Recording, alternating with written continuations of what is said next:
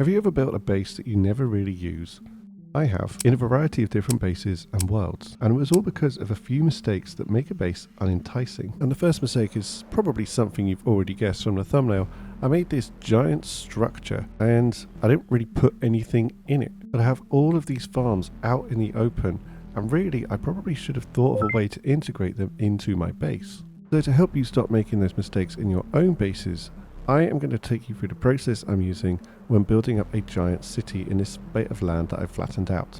The mistake is not filling your builds with life or function.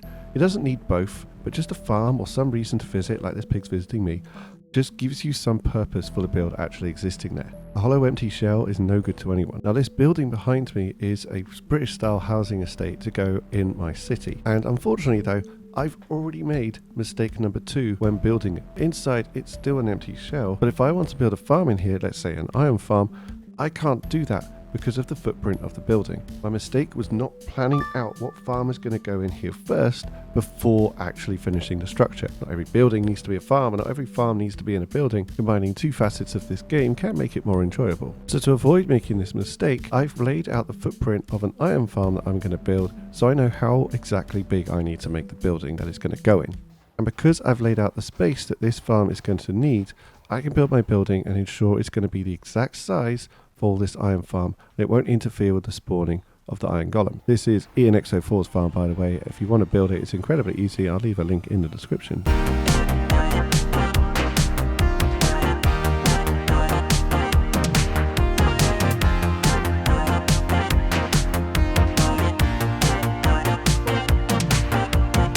So the iron farm is built and working, and now I kind of need to figure out a way to decorate it to make it fit in with the theme of the buildings that I'm going to have around it. And this leaves us on to mistake number 3, which I already did a bit to mitigate in my previous video. A farm that's out of place is probably not one that's going to make a huge amount of sense in your base or building. What I did is I divided up my city into different zones for different themes, and there'll be a kind of gradient of fancy to not fancy as we go east to west. And I have a big list of farms that I want to include in this base, in this city, and I spent some time planning out where they could go so they match both the area and also work to be convenient to someone who's navigating the city either on foot or by elytra. So for this iron farm, I want it to be kind of gritty but also very industrial, maybe less residential like the building over here, and a little bit more like some kind of a warehouse that at least brings it and ties it into what's going to be a lot of big warehouses over on this side.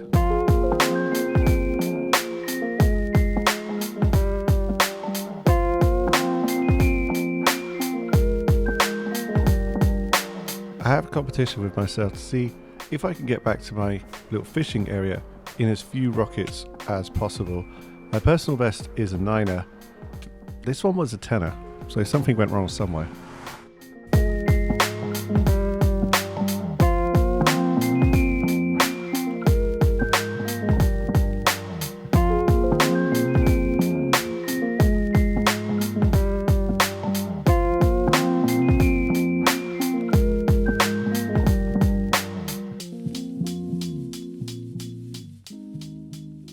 Other than the fact that the gate looks like a three-eyed monster with his mouth open, I should probably point out that the door design was actually something I saw on Reddit, so I'll post a link to that post down in the description. I can't remember who did it right now. It's actually not turned out too bad. I will probably have to add some bits to the big flat expanse of walls just to try and make it a bit more interesting. So our iron golems are being killed over here, and I'm going to turn this entire area into flooring. Right now I've got the copper grates, I think it is, just to get a way into this little entrance I made through a staircase that we come through at the side. This was built very particularly. This way in is something you can access by foot, but also crucially you can get in by flying. And that's something that makes it very easy for me to get inside depending on what method of transport I'm using at the time. And that's something that's very easy to overlook and could be considered the 4th mistake that happens when people are making bases. Most cities are built with humans and their needs considered, at least most of them are.